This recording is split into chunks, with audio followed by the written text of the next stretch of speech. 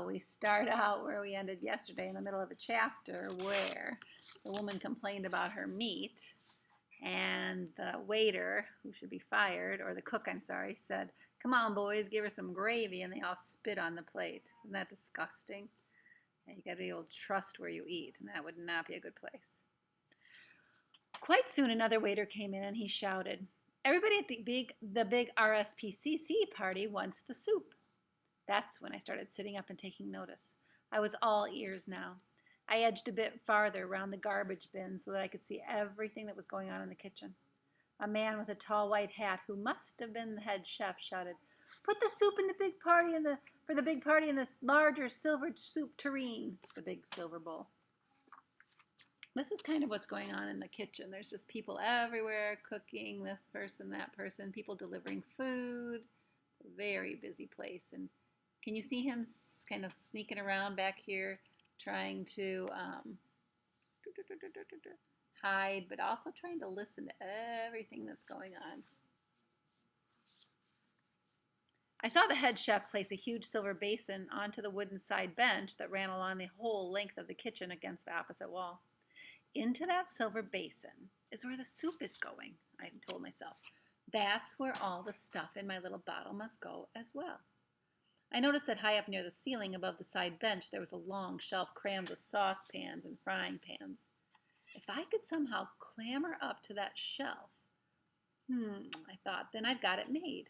I shall be directly above the silver basin. But first I must somehow get across to the other side of the kitchen and then up to the middle shelf. A great idea came to me. Once again I jumped up, I hooked my tail around the handle of the garbage bin, and then hanging upside down I began to swing.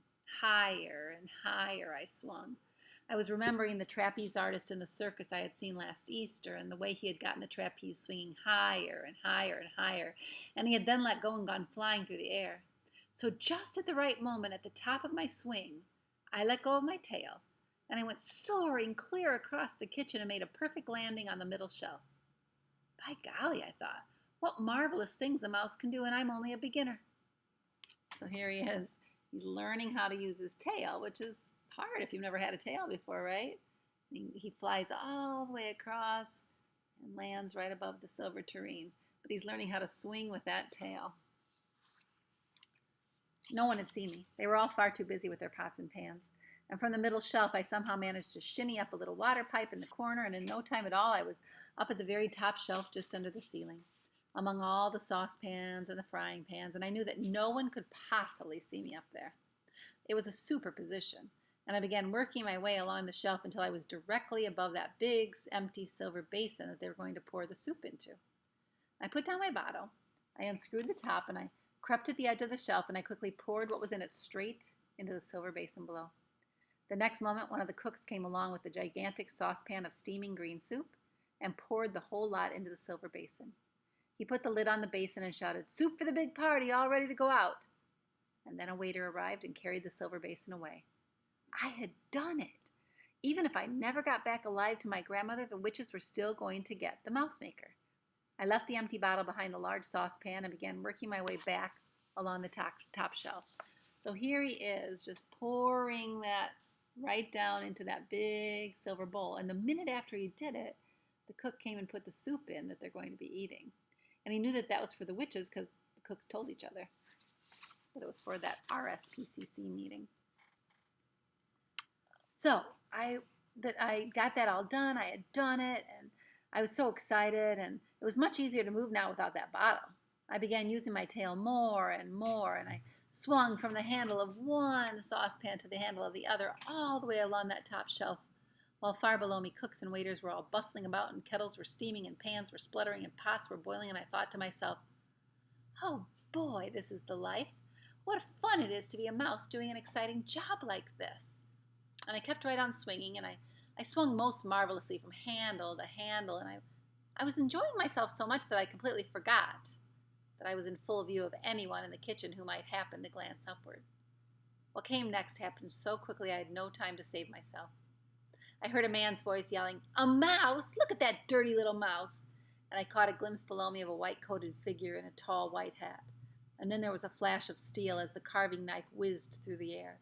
and there was a shooting of pain in the end of my tail, and suddenly I was falling, head first, towards the floor. So he got a little bit confident, right? And he was swinging everywhere over here, swinging, and he just got something happened to his tail. Even as I fell, I knew what had just happened. I knew that the tip of my tail had been cut off and that I was about to crash onto the floor and that everyone in the kitchen would be after me. A mouse, they were shouting. A mouse, catch it quick. And I hit the floor and jumped up and ran for my life. And all around me there were big black boots going stamp, stamp, stamp, and I dodged around them and ran, twisting and turning and dodging and swerving across the kitchen floor. Get it, they were shouting. Kill it, stamp on it. The whole floor seemed to be full of black boots stamping away at me, and I dodged and I swerved and I twisted and turned, and then in sheer desperation, I hardly knew what else to do. Wanting only a place to hide, I ran up the trouser leg of one of the cooks and clung to his sock. What would you do if a mouse ran up your pants and clung to your sock? Hey, the cook shouted. Jeepers creepers, he's gone up my trousers. Hold on, boys, I'll get him this time. He just didn't know what else to do. So up he went, up the man's foot, into his pants. Oh boy. The man's hands began slapping on the trouser leg, and now I really was going to get smashed if I didn't move quickly. And there was only one way to go, and that was up. And I dug my claws into the hairy skin of the man's leg, and I scuttled upward, higher and higher, past the calf, past the knee, and onto the thigh. Holy smoke, the man was yelling. It's going all the way up. It's going right up my leg. I heard shrieks of laughter coming from the other cooks, but I could promise you I was not laughing myself. I was running for my life. The man's hands were slapping all around me, and he was jumping up and down as though he were standing on hot bricks, and I kept climbing, and I kept dodging, and very soon I reached the very top of the trouser leg, and there was nowhere else to go. And boys, especially boys, if you had a mouse at the very top of your trouser leg, you wouldn't want him there, would you? Bad things could happen, right? Help, help, help, the man was screaming. He's in my knickers. Knickers are underwear. It's running around in my flaming knickers. Get it out. Someone help me get it out. Take off your trousers, you silly slob, someone else shouted. Pull down your pants and we'll soon catch him. Well, I was in the middle of the man's trousers now, in the place where the two trouser legs meet, and the zipper begins, and it was dark and awfully hot in there. And I knew I had to keep going, so I dashed onward and found the top of the other trouser leg, and I went down it like greased lightning and came out on the bottom of it, and once again I was on the floor. And I heard that stupid cook still shouting, It's in my trousers! Get it out! Will somebody please get it out before it bites me? And I caught a flashing glimpse of the entire kitchen staff crowding around him and laughing their heads off, and nobody saw the little brown mouse who went scurrying across the floor and dived into the sack of potatoes. You can imagine that would be awfully scary if you were that person, right? So he's still screaming. Everyone's just kind of laughing at him. He's still looking for that mouse, even though the mouse is gone now. He doesn't even know it. I burrowed down in among the dirty potatoes and I held my breath. And the cook must have started taking his trousers off right then because they were shouting, It's not in there. There's no mice in there, you silly twerp. There was. I swear there was, the man was shouting back. You've never had a mouse in your trousers. You don't know what it feels like. The fact that a tiny little creature like me had caused such a commotion among a bunch of grown-up men gave me a happy feeling. I couldn't help smiling in spite of all the pain in my tail. So I stayed where I was until I was sure they had forgotten about me. And here he is, hiding in those potatoes, scared to death, I'm sure, but very happy about what he's gotten done. I crept out, and I cautiously poked my tiny head over the edge of the sack, and once again the kitchen was all abustle, with cooks and waiters rushing about everywhere. But I saw that waiter who had come in earlier. Do you remember the one who had somebody complain about the tough meat? Remember what they did to that meat? Disgusting. They spit on it. Hey, boys, he shouted.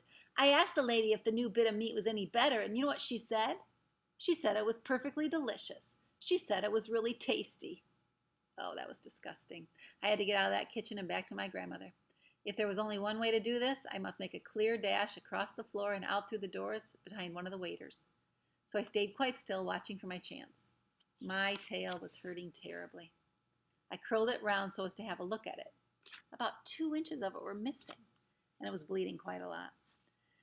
There was a waiter loading up a batch of plates full of pink ice cream, and he had a plate in each hand and two more balanced on each arm, and he went towards the door, and he pushed it open with his shoulder, and I leapt out of the sack of potatoes and went across that kitchen floor and into the dining room like a streak of light.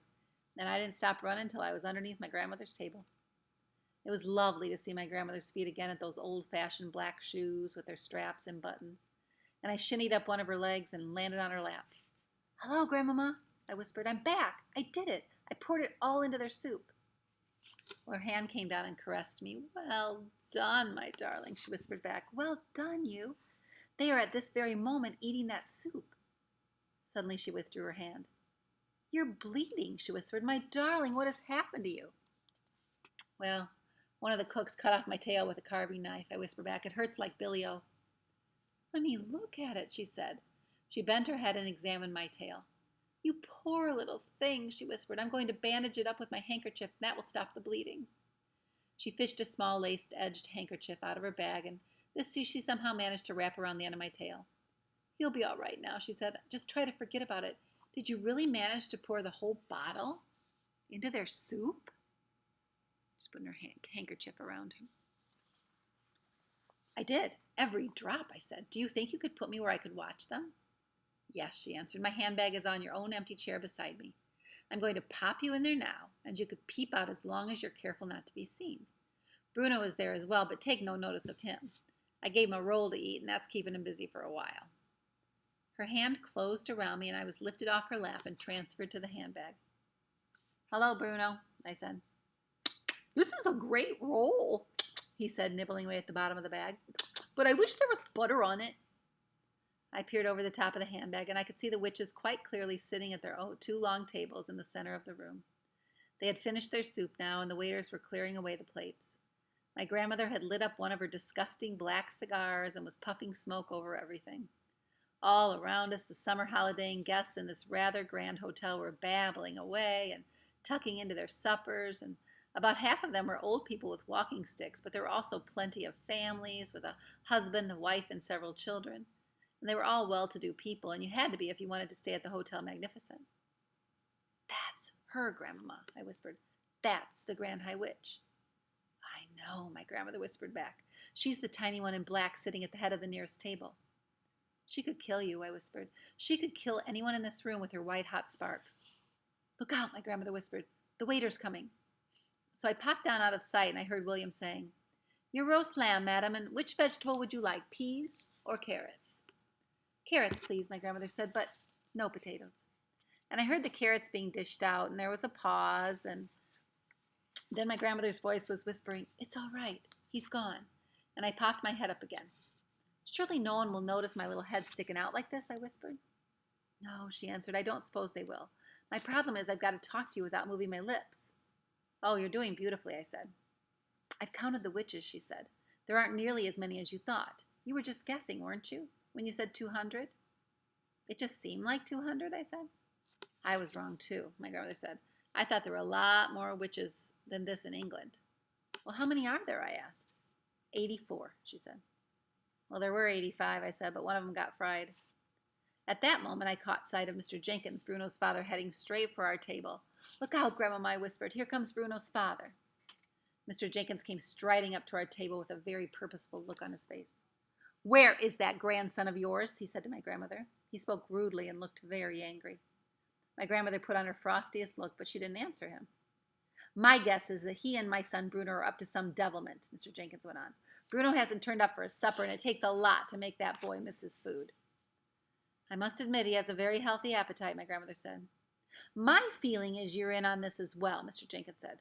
"I don't know who the devil you are, and I don't much care, but you played a nasty trick on me and my wife this afternoon.